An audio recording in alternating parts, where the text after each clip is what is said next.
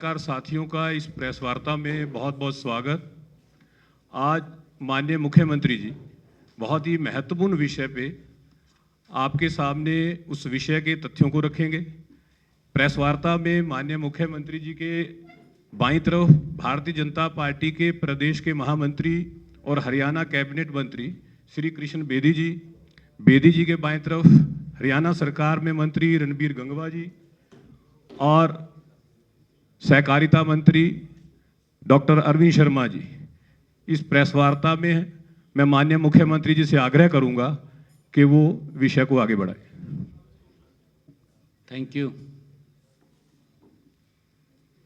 इस press conference में मैं सबसे पहले तो सभी मीडिया बंधुओं का, पत्रकार एवं छायाकार मित्रों का मैं बहुत बहुत स्वागत करता हूं।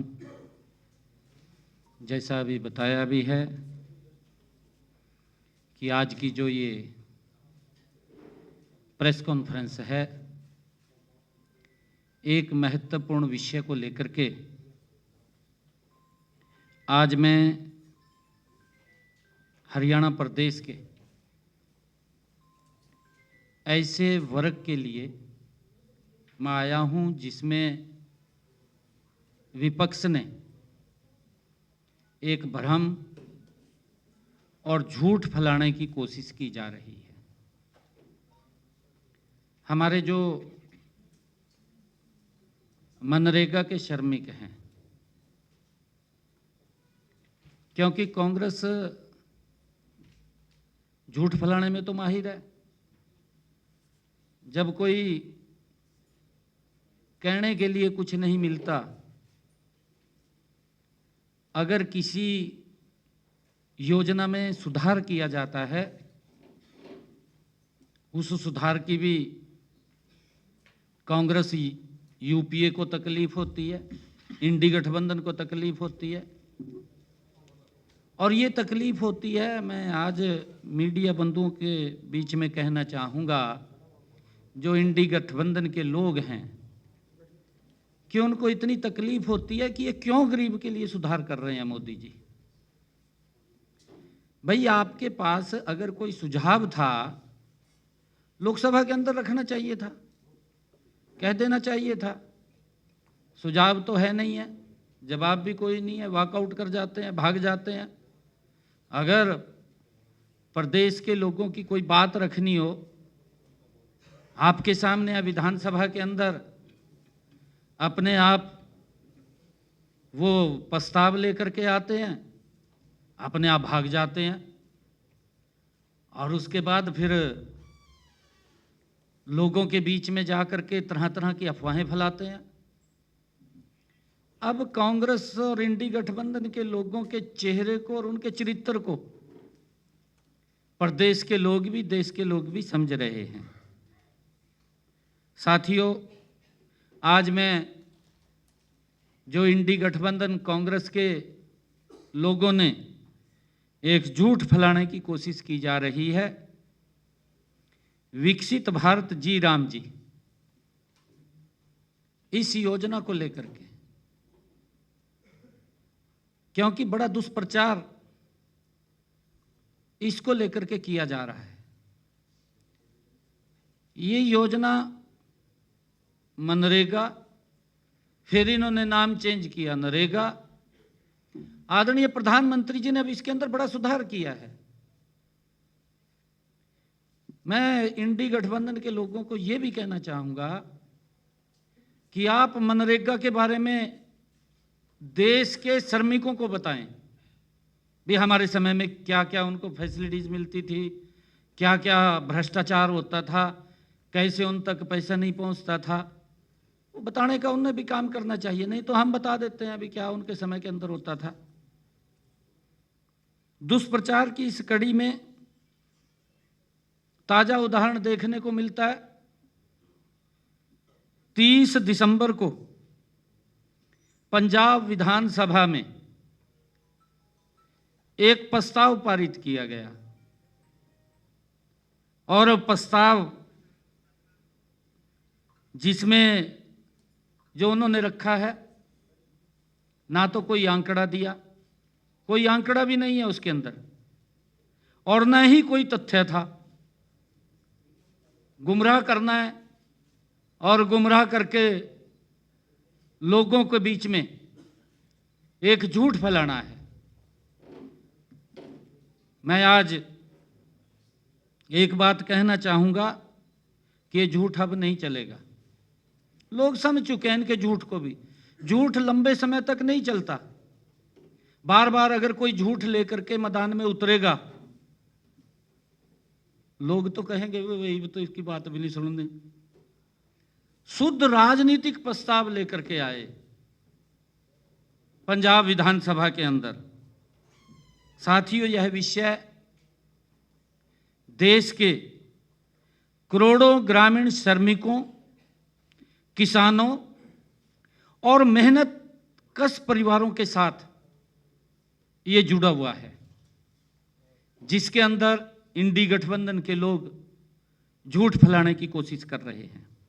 साथियों, हम सब ये जानते हैं, देश के यशस्वी प्रधानमंत्री आदरणीय नरेंद्र मोदी जी ने श्रमिकों के कल्याण और गांव के विकास में एक और ऐतिहासिक कदम उठाते हुए विकसित भारत जी राम जी इस योजना को शुरू किया है। मैंने कहा है कि समय समय पर इसमें बदलाव होते रहे हैं। ये बदलाव ऐसा नहीं है कि ये पहला ही बदलाव है, इन्होंने भी बदलाव किए हैं, परंतु इस योजना ने पुरानी पड़ चुकी मनरेगा का उसी का स्थान इस योजना ने लिया है। साथियों, मनरेगा योजना मैं बताना चाहूंगा कि लगभग 20 वर्ष पहले इसको शुरू किया गया था। 20 साल पहले मनरेगा और ऐसी ही कई योजनाओं की प्रकृति ही ऐसी थी कि इन्हें तैयार किया जाता है, पारित किया जाता है और लागू किया जाता है, और इसमें सुधार भी किया जाता है। इसकी ऐसी प्रकृति है। किसी योजना में रह गई अथवा समय की मांग, कोई उसमें सुधार करना है या समय की मांग के अनुसार उन कमियों को सुधारना है, क्योंकि ज्यों-ज्यों समय बदलता है, समय के अनुसार ही हर चीज़ बदलती है, और उसमें सुधारना ये नीति निर्माण का एक हिस्सा भी है। और मनरेगा भी इसी मामले में अलग नहीं है। साथियों, मनरेगा के अंतर्गत कई समस्याएं सामने आई। श्रमिकों के बजाय मशीनों का उपयोग करना। आप सब देख रहे हैं कि आपको जानकारी भी है कि एक समय था, इन्होंने मनरेगा तो शुरू कर दी, परंतु मनरेगा शुरू करने के बाद इसमें इतना बड़ा एक कमी देखने को मिली कि जो एक्चुअल में श्रमिक था उसको तो काम नहीं मिलता था, मशीन से काम करवा लेते थे, पता नहीं किसके नाम पर देते थे, और वो पैसा घूम करके कहीं ना कहीं इनकी जेब में चला जाता था, वो श्रमिक के पास नहीं जाता था। मशीनों से काम करवाना, बजट का अत्यधिक अनुमान, बजट के ऊपर जोर था इनका। पहले से पूर्ण की गई परियोजनाओं को दोबारा करना, भी एक योजना बना दी, काम नहीं मिला, उसी योजना को दोबारा तोड़कर फिर शुरू कर दी। और ऐसी ही कई कमियां देखने को मिली। लेकिन आज सच्चाई यह है कि देश, समाज और ग्रामीण अर्थव्यवस्था पिछले 20 वर्षों में मूल रूप से ये बदल चुके हैं। ग्रामीण जो गरीबी थी वर्ष 2011-12, जहां 25% से अधिक गरीबी थी, वहीं आज यह घट करके लगभग 5% से भी नीचे आ चुकी है। इसका अर्थ यह है कि हमारी सरकार सकारात्मक नीतियों की वजह से देश भर में 20% से अधिक लोग 25% से अधिक लोग गरीबी रेखा से ऊपर उठे हैं, बाहर आए हैं।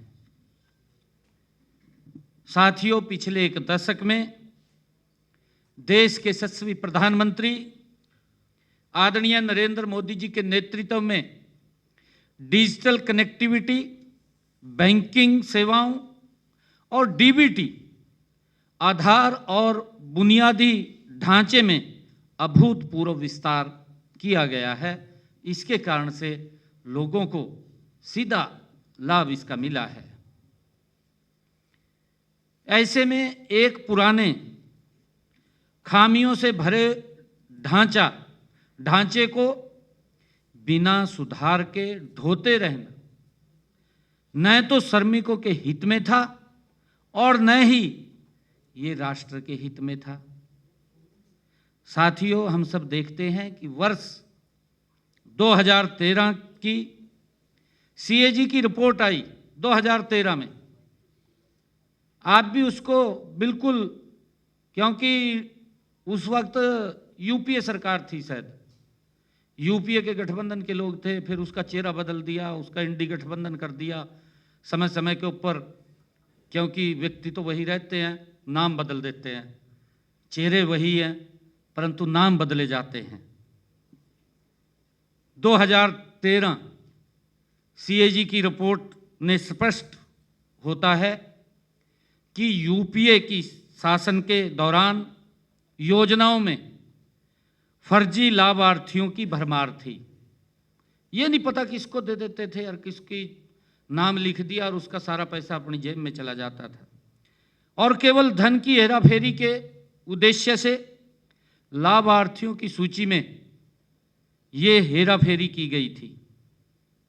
यह इसलिए संभव हुआ क्योंकि मनरेगा योजना में कोई बायोमेट्रिक जांच नहीं थी और न ही इस बात की कोई निगरानी प्रणाली थी कि कौन मजदूर के रूप में पंजीकरण करा रहा है, ये भी कोई रिकॉर्ड नहीं था।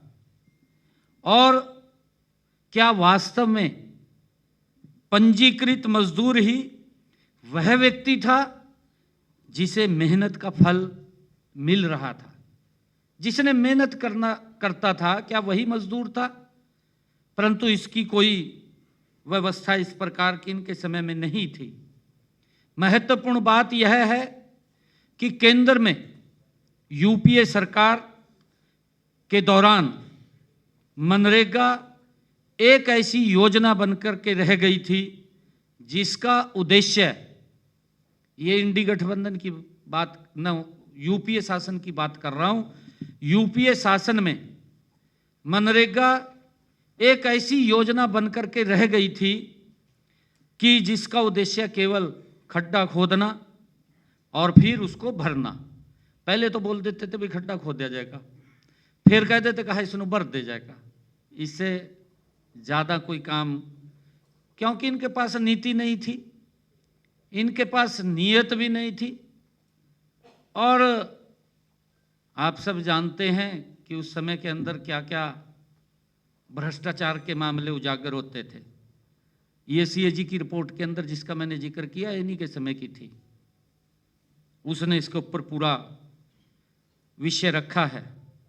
बल्कि यह टिकाऊ और स्थायी संपत्ति बनाने की योजना नहीं, बल्कि धन मांग करने और भ्रष्टाचार में लिप्त करने के लिए किसी प्रकार की योजना को दिखाने का मात्र एक साधन बन गई थी।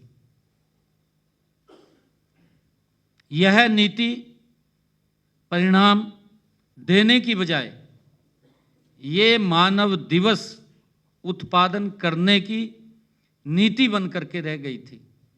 इसमें कोई गरीब व्यक्ति जिसको हम लाभ देना चाह रहे थे उस तक लाभ नहीं पहुंच रहा था, कोई और व्यक्ति थे। साथियों, मैं विशेष उदाहरण देना भी चाहूँगा। मैं आपको बताना चाहूँगा क्योंकि अभी 2 रोज पहले, अभी पिछले दिनों पंजाब विधानसभा के अंदर प्रस्ताव पारित हुआ। उसके तथ्यों में नहीं जाते और उसकी गहराई के अंदर नहीं देखते भी क्या था क्या नहीं था। बस राजनीतिक उद्देश्य की पूर्ति होनी चाहिए। अभी गरीब आदमियों के साथ उनको गुमराह करना, उनके अंदर झूठ फैलाना और अपनी राजनीतिक स्वार्थ सिद्धि पूरी करना, ये उद्देश्य इन लोगों का रहता है। मैं पंजाब का उन्होंने प्रस्ताव पारित किया। मैं एक उदाहरण देना चाहता हूं। वहां जब देश के माननीय कृषि मंत्री शिवराज चौहान जी ने पंजाब का दौरा किया तो वहां कृषि मंत्री जी को वहां के श्रमिक मजदूर, मनरेगा के मजदूर मिले और मजदूरों ने शिकायत की कि उन्हें उनका हक नहीं मिल रहा है। ये मनरेगा के मजदूरों ने कृषि मंत्री शिवराज सिंह चौहान उनको शिकायत की, उनको मिले और उन्होंने कहा कि सारा का सारा पैसा ठेकेदार हड़प रहे हैं। ये बात मनरेगा मजदूरों ने एक शिकायत करके केंद्रीय मंत्री शिवराज चौहान जी से कहा। माननीय केंद्रीय कृषि मंत्री जी ने पाया, जब उसने देखा कि कई मौकों पर सड़कों और नहरों की सफाई के नाम पर अवैध रूप से धन का गबन किया जा रहा है, उसमें भ्रष्टाचार हो रहा है, सड़कों के नाम पर और नहरों की सफाई के नाम के ऊपर। जब उसके अंदर देखा तो पाया, साथियों, पंजाब में 13,304 ग्राम पंचायतों में से 5,915 ग्राम पंचायतों में किए गए एक सोशल ऑडिट के अनुसार, लगभग एक सोशल ऑडिट हुआ है पंजाब का, उसके अनुसार 10,663 वित्तीय गबन के मामले सामने आए हैं। 10,663 वित्तीय गबन के मामले सामने आए जब सोशल ऑडिट हुआ है, लेकिन इन पर कोई कार्रवाई नहीं की गई, कोई कार्रवाई नहीं हुई। विधानसभा में प्रस्ताव तो पारित कर दिया। भाई, प्रस्ताव पारित कर रहे, पहले अपना भी गिरे बाह में झांकिए ना, भी हमारे यहाँ क्या हो रहा है, भी नीचे श्रमिकों को मिल रहा है नहीं मिल रहा, उन तक लाभ पहुंच रहा है नहीं पहुंच रहा जो सरकार दे रही है, उसके ऊपर कोई कार्रवाई नहीं की गई। यहां तक कि जब केंद्रीय टीम ने इस ओर ध्यान दिया तब भी कोई वसूली नहीं की गई। इस भ्रष्टाचार के दोषियों के खिलाफ कोई कार्रवाई नहीं की गई और मजदूरों को मजदूरी देने के लिए जो आवंटित सार्वजनिक धन को इन्होंने, जो मजदूरों के पास पैसा जाना चाहिए था, अपनी जेबों में भरते रहे। इन्होंने अपनी जेबों में भरने का काम किया है, उसकी तरफ कोई ध्यान नहीं दिया, उसको भरते रहे। मनरेगा के तहत जो हमारे अस्वीकृत परियोजनाएं भी मनरेगा नीति से चलाई जा रही थी। मनरेगा के तहत अस्वीकृत परियोजनाएं भी मनरेगा निधि से चलाई जा रही थी, लेकिन उनमें कोई निगरानी तंत्र नहीं था, उस तरफ नहीं देखा, और न कोई मजदूर वास्तव में वहां काम कर रहा था। कोई मजदूर भी काम नहीं कर रहा था, न उसे भुगतान मिल रहा था, और न ही किसी चीज का रिकॉर्ड रखा जा रहा था। इस निगरानी के अभाव में मेहनती और योग्य मजदूरों को मिलने वाली उचित मजदूरी वो भी छीन ली गई। साथियों, आज यह भ्रष्ट आम आदमी सरकार उन सुधारों का विरोध करने के लिए बहस कर रही है। इसमें क्योंकि मैं कहूँगा कांग्रेस और आम आदमी पार्टी ये बुआ फुफ्फड़ कह दें ना, इनके वो संबंध है। उन सुधारों का विरोध आज जो प्रधानमंत्री नरेंद्र मोदी जी ने किए हैं, उन सुधारों का विरोध जहां इंडी गठबंधन कर रहा है, वहां ये भी उसके विरोध में बहस कर रहे हैं। और विधानसभा में ये दुर्भाग्यपूर्ण है, विधानसभा में प्रस्ताव पारित कर चुकी है, परंतु स्वयं आम आदमी पार्टी भ्रष्टाचार में लिप्त है। मैंने आपको बताया है सारा का सारा विषय, स्वयं भ्रष्टाचार में लिप्त है। यह न केवल भ्रष्टाचार में लिप्त रहने के उनके इरादों को उजागर करता है, बल्कि पंजाब के मेहनती मजदूरों के प्रति उनकी उदासीनता और उपेक्षा को भी दर्शाता है। भाई, आप उसके अंदर सुधार के लिए तो विधानसभा बुला सकते हैं। आपने अगर कोई उसके अंदर खामी नजर आ रही है, क्योंकि ड्यूटी है आपकी, आप उसमें सुधार के लिए कोई योजना तो बना सकते हैं, केंद्र को कोई सुझाव तो भेज सकते हैं, परंतु राजनीतिक लाभ के लिए भाई आपकी सरकार के अंदर कांग्रेस से भी ज्यादा भ्रष्टाचार हो रहा है। चलो, कांग्रेस से तो देश के लोगों का विश्वास उठ चुका है कि भाई ये तो भ्रष्टाचार में ही लिप्त रहते हैं, उनका नाम मत लो, परंतु आपने बड़े सजग दिखाए, सुधार नहीं किए, लोगों को और भ्रष्टाचार की दलदल में आपने फंसा दिया, पंजाब को और पीछे धकेल दिया। आप विधानसभा के अंदर उठते हैं, 2 दिन के बाद प्रस्ताव लेकर के चले जाते हैं। भाई, तो सुधार तो करिए ना। आप क्या सुधार करना चाहते हैं? आपके पास नीति क्या है? आपके पास योजना क्या है? आप उसके लिए प्रस्ताव पारित करिए। किसी चीज का विरोध करना जो तथ्य नहीं है इनके पास, उसका कि विरोध किस बात का करें, कोई योजना नहीं है, बताएं तो भी ये इसके अंदर गलती है।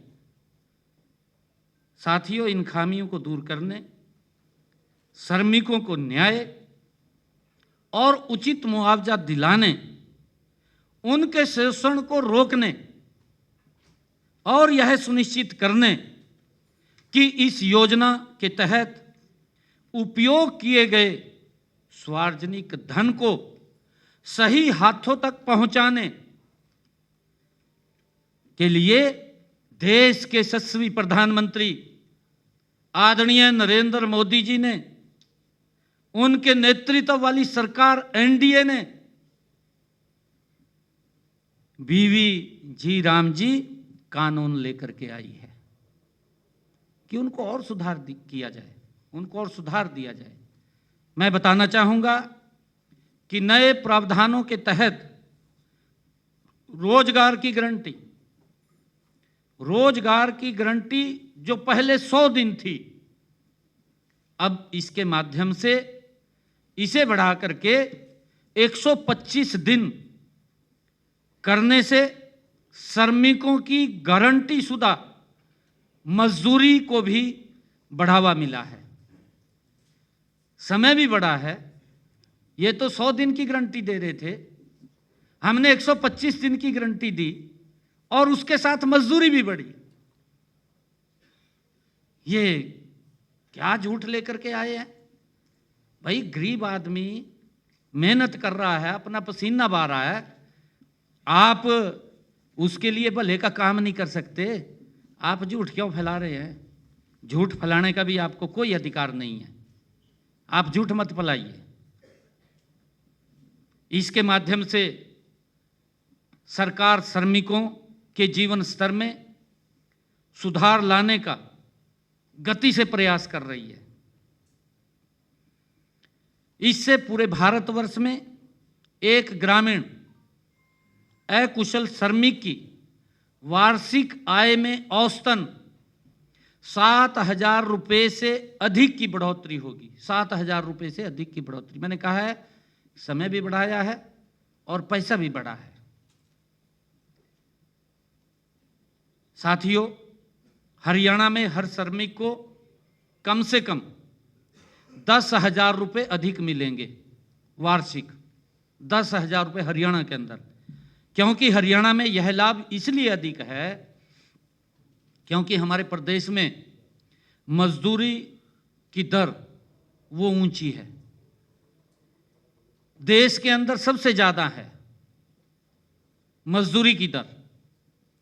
मैं बताना चाहूंगा, हम हरियाणा में प्रतिदिन 400 रुपये की दर से न्यूनतम मजदूरी देते हैं। इससे हमारे श्रमिकों की वार्षिक आय कम से कम 50,000 रुपये हो सकती है। कम से कम 50,000 रुपये हो सकती है। जिसने इस प्रस्ताव को ना देखा है ना मेरे ख्याल से पढ़ा है, जो ही ये प्रस्ताव लोकसभा में पारित हुआ आदरणीय मोदी जी के नेतृत्व में, मान साहब ने सोचा भी ये बड़ा मुद्दा मेरे हाथ लग गया और ठाए का तुरंत विधानसभा में बाज गया। मैं उसको आईना दिखाना चाहता हूं, भाई तब विधानसभा में तो चले गया, कम से कम पढ़ना चाहिए था, तुमने देखना चाहिए था इसमें क्या क्या कमी है। कमी तो नजर नहीं आई। राजनीति का लाभ लेना है, गरीब व्यक्ति के साथ राजनीति करनी है, भाई तो उसका सुधार कर। मैंने अभी बताया है कि हमने हरियाणा के अंदर देश में सर्वाधिक मजदूरी 400 रुपये हमारी सरकार दे रही है हरियाणा के अंदर। पंजाब के अंदर ये मजदूरी 339 रुपये है। भाई तो ये प्रस्ताव पारित करता विधानसभा में, भाई हम 400 रुपये करने लग रहे हरियाणा के बराबर, ये तो प्रस्ताव नहीं पारित किया, गुमराह कर रहा है। हिमाचल प्रदेश के अंदर 236 रुपये है। एक बात और मैं बताना चाहता हूं कि इस योजना के तहत इस वर्ष हरियाणा में 52% से अधिक अनुसूचित जाति के श्रमिकों तथा 65% से अधिक महिला श्रमिकों को काम मिला है। 65% से अधिक। यह काम वास्तव में उन्हें मिला है जो प्रदेश में भाजपा सरकार से पहले मशीनों से करवा लिया जाता था। आप समझे मेरी बात? 2014 से पहले मशीनों से करवा लिया जाता था, श्रमिक को नहीं मिलता था काम। मैंने आपको आंकड़ा बताया है कि इसमें 52% से अधिक अनुसूचित जाति, 65% से अधिक महिला श्रमिकों को इसके माध्यम से काम मिला है, रोजगार मिला है। इस कानून में कार्यों की प्रकृति को भी बदला गया है, क्योंकि ये विकसित भारत, इसमें जो कहा गया है कि ये योजना विकसित भारत में एक मील का पत्थर साबित हो, ये प्रधानमंत्री जी की सोच है। और उसके तहत आज हमारा भारत मोदी जी के नेतृत्व में बड़ी गति से बदल रहा है, विकसित भारत की तरफ बड़ी गति से बढ़ रहा है। पहले मनरेगा के तहत सीमित रोजगार दिया जाता था। मैंने कहा है कि यूपीए सरकार के पास न नीति थी न नीयत थी, नीयत भ्रष्टाचार की थी। इसको तो बेचारे को वो कह देना, इसको को हाथ लग गया, अरे उठाएगा बाज गया विधानसभा में, भाई पता नहीं क्या मिल गया मेरे को। ये मैं कहना नहीं चाहता, सुधार करना चाहिए था इन्होंने, गलत नहीं इंटरप्रेट करना चाहिए, किसी को गलत नहीं गुमराह करना चाहिए। ये पता नहीं कहाँ तक इस प्रकार की सोच लेकर के आ रहे हैं। भाई आप ऐसा मत करिए, देश समझ रहा है, प्रदेश समझ रहा है, आप क्यों गुमराह कर रहे हैं? क्यों राजनीतिक लाभ के लिए कि हम पिछले बार भी झूठ बोलकर सत्ता में आ गए थे, अरे फिर हम लोगों को गुमराह करके सत्ता में आ जाएंगे। आप कम से कम भाई वो बराबर का वो कीजिए कि दूसरा क्या कर रहा है मैं भी इतना कर सकूं, वो तो करना नहीं। गुमराह कर देना भी हमें वोट मिल जाएगा, ऐसे झूठ बोल करके अब वोट मिलने वाला नहीं है, ना आपकी राजनीति चलने वाली है झूठ बोल करके।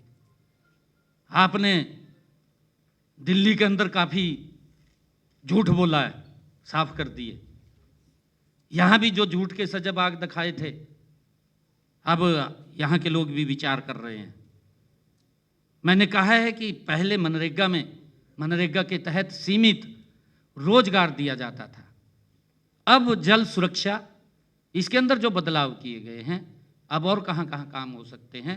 आदरणीय प्रधानमंत्री जी ने अब जल सुरक्षा, ग्रामीण अवसंरचना, आजीविका संसाधन और जलवायु परिवर्तन से निपटने वाली स्थायी परिसंपत्तियों के निर्माण में भी हमारे इन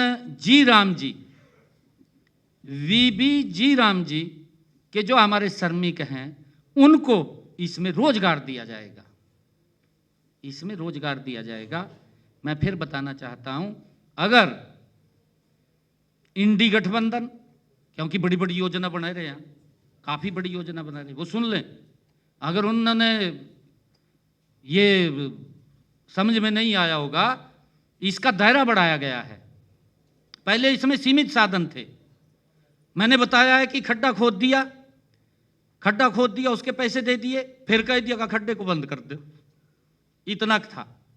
परंतु अब आदरणीय प्रधानमंत्री जी ने इसके अंदर सुधार किया है, सुधार करके इसका दायरा बढ़ा दिया है कि अब जल सुरक्षा, ग्रामीण अवसंरचना, आजीविका संसाधन और जलवायु परिवर्तन से निपटने वाली स्थायी परिसंपत्तियों के निर्माण में भी रोजगार दिया जाएगा। उनको उसके अंदर काम मिलेगा, कई जगह काम मिलेंगे, काम तो मिलना चाहिए। और यही जो विषय है वीबी, विकसित भारत, ये उसको मजबूत करेगा, विकसित भारत को गति से आगे बढ़ाने का काम करेगा। साथियों, जैसे पहले ग्राम पंचायतों की योजनाओं को पीएम गति शक्ति मास्टर प्लान से जोड़ा गया है, जो हमारी ग्राम पंचायतें हैं, ग्राम पंचायतों की योजनाओं को, जो वहाँ विकास कार्य चलते हैं, उसको पीएम गति शक्ति मास्टर प्लान से जोड़ा गया है, ताकि गांव में होने वाला हर काम राष्ट्रीय विकास लक्ष्यों के अनुरूप हो। साथियों, केंद्र सरकार इस बात को समझती है कि देश के मेहनती मजदूरों कृषि क्षेत्र में महत्वपूर्ण योगदान देते हैं और किसान भाइयों और बहनों की चिंताओं को दूर करने के लिए इस योजना में अब कृषि में चरम मौसम के दौरान, चरम मीन बिजाई का सीजन चल रहा है, कटाई का सीजन चल रहा है, उस दौरान में ज़्यादा जो लेबर की आवश्यकता पड़ती है, श्रमिक की आवश्यकता पड़ती है, कटाई में भी ज़्यादा श्रमिक की आवश्यकता पड़ती है, बिजाई के समय में भी ज़्यादा श्रमिक की आवश्यकता पड़ती है। ऐसे दौरान में, क्योंकि हमारे किसान भाइयों की जो चिंता थी भी, उस समय के अंदर अगर मनरेगा में काम होगा तो हमें श्रमिक नहीं मिलेंगे, उस समय के लिए जब चरम के ऊपर ये होगा, उन दिनों को, उस समय के अंदर 60 दिनों का इसमें विराम भी दिया गया है। बताओ इसमें क्या गलत किया है? किसानों की भी चिंता की गई है, श्रमिकों की चिंता की गई है, और उस समय के अंदर जब ये सीजन होता है, श्रमिकों को ज़्यादा वेतन मिलता है, किसान जो देते हैं ज़्यादा देते हैं, क्योंकि काफ़ी काम होते हैं उस समय के अंदर। परंतु देश के किसान और मजदूर मिलकर काम कर सकें और मजदूरों को कृषि मौसम के दौरान उनके श्रम के लिए बाजार की उच्च दरें भी मिल सकें। ये इस योजना का लाभ है भी किसी का शोषण ना हो, हर व्यक्ति को काम मिले, और जो सरकार की एक सोच है उस सोच के अनुसार उसका विकास होना चाहिए। साथियों, इस नई योजना से न केवल काम के अधिक दिन सुनिश्चित होंगे जिससे उनको बेहतर वेतन मिलेगा, पैसा मिलेगा, बल्कि अनिवार्य साप्ताहिक वेतन भुगतान भी होगा। इसके अंदर पहले तो 15 दिन के बाद उनको हिसाब होता था, उनको पैसा मिलता था 15 दिन के बाद, परंतु अब इसको साप्ताहिक किया है कि एक सप्ताह के अंदर अगर श्रमिक काम कर रहा है जी राम जी में, उसको एक सप्ताह के अंदर पैसा उसके खाते के अंदर जाएगा। श्रमिकों को समय पर बढ़ा हुआ वेतन भी प्राप्त होगा, उनका जो वेतन बढ़ा है वो भी उनको मिलेगा। इससे आर्थिक स्वतंत्रता और सशक्तिकरण सुनिश्चित होगा। साथियों, इसे संभव बनाने के लिए केंद्र सरकार ने इस वर्ष 1,51,282 करोड़ रुपए आवंटित किए हैं। 1,51,282 करोड़ रुपए आवंटित किए हैं इस वर्ष, इसके अंदर, जबकि पिछले वर्ष यह राशि 88,000 करोड़ रुपए थी, जो उसे समय तक का सबसे अधिक ये आवंटन है आज तक के समय का। कांग्रेस के समय तो 33,000 करोड़ रुपए था, वो सारा भ्रष्टाचार में चला जाता था, किस किस की जेब में चला जाता था उसकी चिंता नहीं थी। एक्चुअल श्रमिक जो पात्र है उस व्यक्ति की जेब में जाना चाहिए, जो मेहनत करता है, पसीना बहाता है, धूप में काम करता है, जो वर्षा में काम करता है, जो सर्दी में काम करता है, ये पैसा उस तक जाना चाहिए, उसका पैसा है, ये इन लोगों का नहीं है पैसा, ये भ्रष्टाचार के अंदर चला जाता था। एक्चुअल में जो मेहनत करता है ताकि उसके पास समय से पैसा जाएगा, अपने बच्चों को अच्छी शिक्षा दे पाएगा, ये तो कम से कम इसके ऊपर तो इन्होंने चर्चा करनी चाहिए थी। इसका विरोध करने से पहले मैं तो कांग्रेस के लोगों को भी कहना चाहूँगा कि भाई इसके ऊपर आंकलन करिए आप, जो आप एजिटेशन की बात कर रहे हैं। लोकतंत्र के अंदर सब कुछ संभव है, परंतु अपने गिरेबान में जरूर झांकिए, अपने गिरेबान में देखिए कि हमारे समय के अंदर क्या क्या था, क्या क्या हमारे लक्षण थे, हम सुधार क्यों नहीं कर पाए, हमारी नीति ठीक थी या हमारी नीयत ठीक नहीं थी, कहाँ गड़बड़ थी, आपकी नीति में गड़बड़ थी या आपकी नीयत में गड़बड़ थी, बिल्कुल मंथन करना चाहिए। अरे गरीब आदमी क्यों भुगते, श्रमिक क्यों भुगते आपकी गलत नीतियों को? मोदी जी ने उसके अंदर बड़ा सुधार किया है, और सुधार करके वीबी जी राम जी लेकर के आए हैं, इसी का ही विरोध खड़ा कर दिया। साथियों, मैंने कहा है कि उस समय तक का सबसे अधिक आवंटन, यानी कि पिछले रिकॉर्ड आवंटन को भी ये पार कर गया है। इसमें अकेले केंद्र सरकार का हिस्सा 95,000 करोड़ रुपए से अधिक होगा, 95,000 करोड़ रुपए से अधिक होगा, जिसे सरकार आने वाले वर्षों में बढ़ाने की भी बात कही है। साथियों, मैं यह भी बताना चाहूँगा कि हमने हरियाणा में अक्टूबर 2014 से लेकर अक्टूबर 2025 के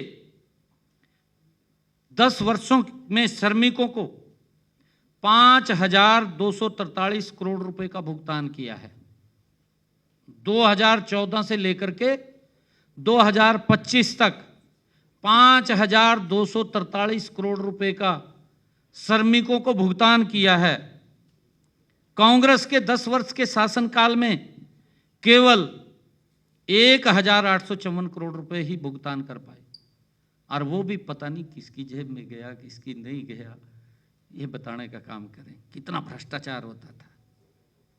साथियों, इसका सीधा सीधा मतलब कि हमने ज़्यादा लोगों को रोजगार दिया, और रोजगार भी ज़्यादा लोगों को दिया, पैसा भी ज़्यादा दिया। चालू वित्त वर्ष के बजट में भी हमने 1000 करोड़ रुपए का प्रावधान किया हुआ है इसके लिए।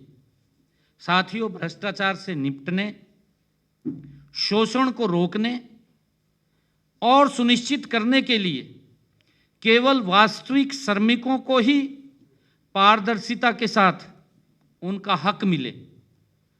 मैंने कहा है कि जो मेहनत कर रहा है उसको तो समय भी नहीं लगता, उसको तो ये भी समय नहीं लगता देखने का श्रमिक को कि भाई ये झूठ क्यों बोल रहे हैं, वो बेचारा बात में आ जा कई बार। परंतु इस प्रकार का झूठ नहीं फैलाना चाहिए, निंदनीय है।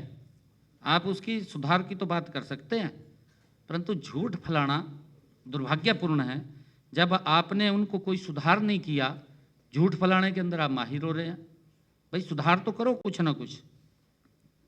साथियों, उनके हक मिले पारदर्शिता के, ट्रांसपेरेंसी आधार पर श्रमिकों को उनके हक मिले। इसी कारण देश के यशस्वी प्रधानमंत्री आदरणीय नरेंद्र मोदी जी वीबीजी रामजी योजना में कई उपाय भी किए गए हैं उनके द्वारा। इसमें कई सुधार किए गए हैं, जैसे बायोमेट्रिक प्रमाणीकरण और उपस्थित, इससे फर्जी कर्मचारियों, डुप्लीकेट जॉब कार्ड और फर्जी भुगतानों को रोका जा सके। मैंने पहले कहा है ना, भाई किसी का नाम पता नहीं किसका लिख देते और सारा पैसा घूम कर इनकी जेब में चला जाता। कैसे कैसे नाम देते थे ये। वेतन और भत्तों का सीधा डिजिटल भुगतान, इससे जो वेतन और भत्ते डायरेक्ट उनके खाते में जाएंगे। इससे बिचौलियों और वेतन भुगतान में देरी और धन के दुरुपयोग की समस्या समाप्त हो जाएगी, कोई अभी दिक्कत नहीं आएगी। साथियों, इसी के साथ ही जो सुधार किए हैं, जियो टैगिंग और सैटेलाइट इमेजरी, इस योजना के तहत बनाई गई प्रत्येक संपत्ति को जियो टैग किया जाएगा और इसरो के भुवन पोर्टल पर अपलोड किया जाएगा, जिससे यह सुनिश्चित होगा कि जो भ्रष्ट ठेकेदारों या अधिकारियों द्वारा फर्जी परियोजनाओं का पंजीकरण न हो सके, उसके लिए इसमें सुधार किया गया है। साथियों, इसी प्रकार साप्ताहिक सार्वजनिक खुलासे, इससे श्रमिकों की सूची, भुगतान, प्रतिबंध और निरीक्षण सार्वजनिक रूप से दिखाई देते हैं। साथियों, शिकायत रजिस्टर, ब्लॉक एवं जिला स्तर पर बहुस्तरीय शिकायत निवारण के साथ साथ 7 दिन के अंदर उसकी समय सीमा तय की गई है, उसका निपटान किया जाएगा 7 दिन के अंदर। अगर इनको पूछें भी भाई थोड़े समय के अंदर अगर किसी श्रमिक को भुगतान नहीं होता था या उसको कोई ग्रीवेंस थी, उसकी तो बात ही नहीं सुनते थे, वो घूमता रहता था, चक्कर काटता रहता था। उसकी समय सीमा तय की है कि अगर किसी भी हमारे जी राम जी के वर्कर को, वीबी जी राम जी के वर्कर को अगर कोई ग्रीवेंस या उसकी कोई समस्या है, वो एप्लीकेशन देता है तो उसका 7 दिन में निपटान होगा। ये समय सीमा हमने तय की है इसके अंदर। अंतहीन विवादों और मुकदमों के बजाय अनियमितताओं पर त्वरित कार्रवाई सुनिश्चित करता है, साथ ही पूर्वाग्रह और दमन को भी ये समाप्त करता है। साथियों, इसी प्रकार कार्य की प्रकृति का निर्धारण, धन की हेराफेरी के लिए, धोखे से बनाई गई फर्जी परियोजनाओं को रोकने के लिए नए प्रावधानों को 4 क्षेत्रों में बांटा जाएगा। 4 क्षेत्रों में, जिसका मैंने जिक्र भी किया था, वो है जल सुरक्षा, ग्रामीण अवसंरचना, आजीविका संसाधन, जलवायु संरक्षण। यह योजना भ्रष्टाचार का अड्डा बनने के बजाय अब ये देश और प्रदेश में विकास में एक विकसित और ठोस मददगार के रूप में ये काम करेगी। अब इसके अंदर ही सुधार किया गया है।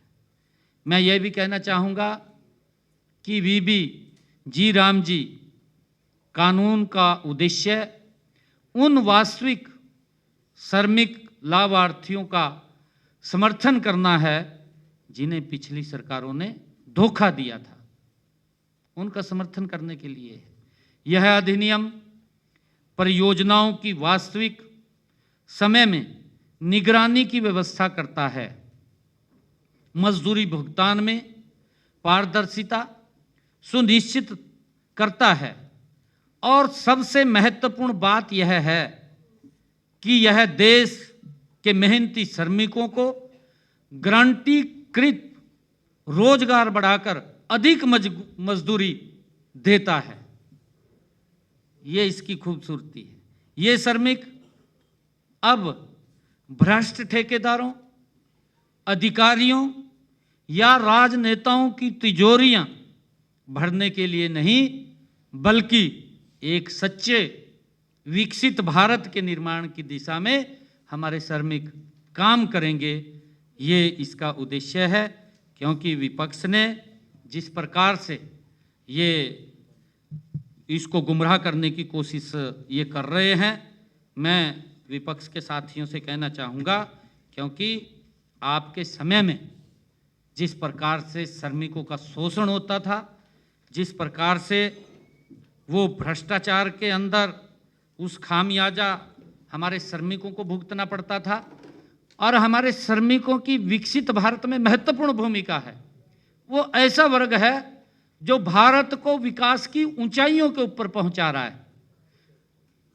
इंडी गठबंधन चाहे यूपीए सरकार, इनके जो लोग हैं उन्होंने कभी नहीं सोचा कि उनका सुधार किया जाए या उनको लाभ पहुंचाया जाए। जो इस भारत को विकसित भारत की तरफ ले जा रहे हैं, गुमराह करने में लगे हुए हैं।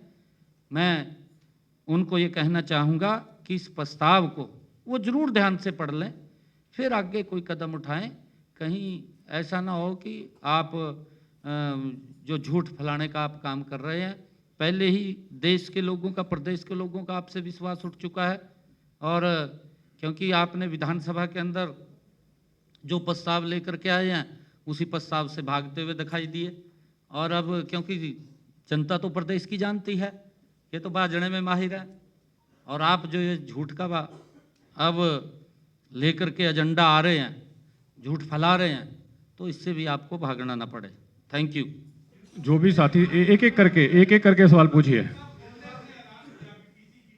मैं इसी करके कह रहा हूं ना जी, मैं इसी करके कहा है भी उनको आप मंथन करना चाहिए। उनको बैठ करके उस बैठक के अंदर ये मंथन करना चाहिए कि हमारे समय में कितने श्रमिकों को हम लाभ देते थे, हमने कितने काम किए हैं जो विकसित भारत के अंदर मजबूती से खड़े दिखाई देते हैं। मैंने कहा है कि हमारे श्रमिकों की महत्वपूर्ण भूमिका इस विकसित भारत के अंदर है, और वो इस विकसित भारत के अंदर प्रमुखता से काम कर रहे हैं। मैंने कहा है कि वो दोबारा इसके ऊपर विचार करें। एक मिनट, योगेंद्र शर्मा जी। सीएम साहब जी सर, इधर एक मिनट, मिश्रा जी एक मिनट। योगेंद्र जी पूछिए। मेरा सवाल ये था कि पंजाब असेंबली में क्योंकि वो एक प्रस्ताव लेके आए हैं जिस पे आप बोल रहे हैं, तो क्या हरियाणा में भी कुछ ऐसा करेंगे? दूसरा, जो सेंटर से पैसा मिला उसमें हरियाणा की हिस्सेदारी कितनी थी? नहीं, हो तो 60-40 की है। सभी योजनाओं में 60-40 होता है, उसमें कोई बताने की जरूरत नहीं है। 60 केंद्र देता है, 40 स्टेट देता है, हर योजना के अंदर है 60-40 की जिम्मेवारी होती है। क्यों हम किस प्रकार का प्रस्ताव की बात? किसने? नहीं, वो तो गुमराह करने का प्रस्ताव लेकर के आए हैं। मैंने कहा कि उसके अंदर कोई तथ्य नहीं। एक मिनट, मैंने ये कहा है, आपने सुना नहीं है शायद भी, उसके अंदर कोई तथ्य नहीं है, तथ्यहीन है।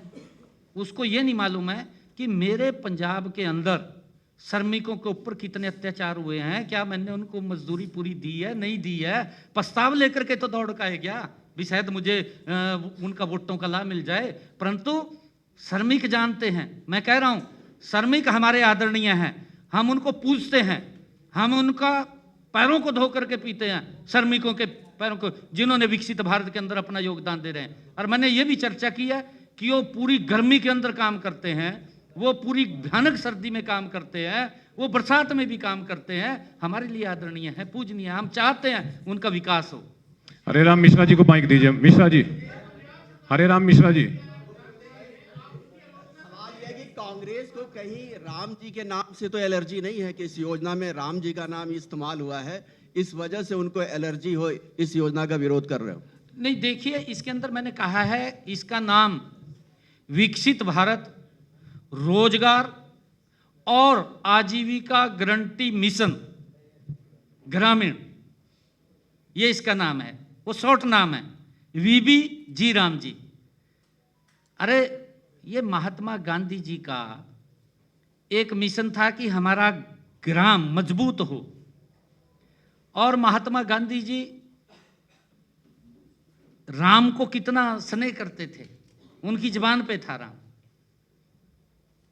ये इसका मतलब महात्मा गांधी जी की बात को भी नहीं मान रहे, उसका भी विरोध कर रहे हैं, उस बात का भी विरोध कर रही कांग्रेस, कहां तक गिरेगी? गुप्ता जी, राकेश गुप्ता जी, राकेश गुप्ता जी, एक मिनट, कमलजीत जी, एक मिनट रुकिए, कमलजीत जी रुक जाइए, राकेश जी को पूछ लेने दीजिए, उसके बाद आप पूछ लीजिएगा।